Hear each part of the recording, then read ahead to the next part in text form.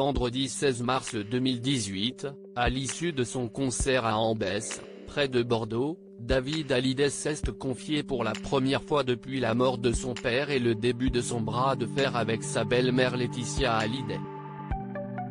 CST dans Le Parisien de ce dimanche 18 mars que David vide son sac, avec pudeur. Il n'est pas question d'héritage, d'argent, mais bien d'un droit de regard sur l'œuvre de son père dans cette interview. David Hallyday explique aux Parisiens, « CST mon père, je trouve ça normal.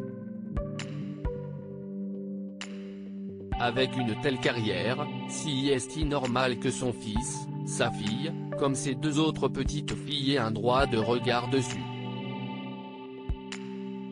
CST la logique même, je ne vois pas dans quel pays ce ne serait pas logique. Et aussi parce que je suis musicien. Il m'a toujours fait écouter ses albums avant qu'ils sortent, au moins en partie. »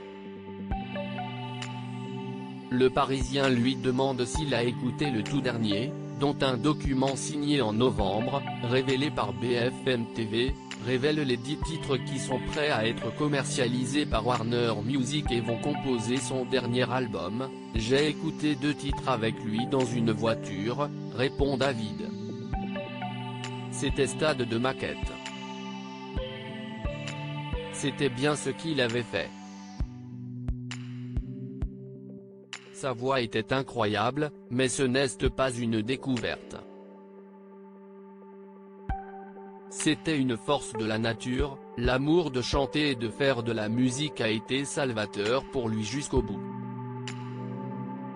Si est-il là qu'il était le mieux, il était plus à l'aise sur scène que dans sa vie personnelle. La première audience, devant le tribunal de grande instance de Nanterre, s'est déroulée jeudi 15 mars. David Hallyday et Laura Smet ont obtenu un renvoi au 30 mars. Nous avons été destinataires des pièces adverses depuis 2 jours et encore ce matin, et il y a encore un certain nombre de pièces dont on doit prendre connaissance, a expliqué Karine Pitchot, l'un des conseils de David Hallyday. À suivre.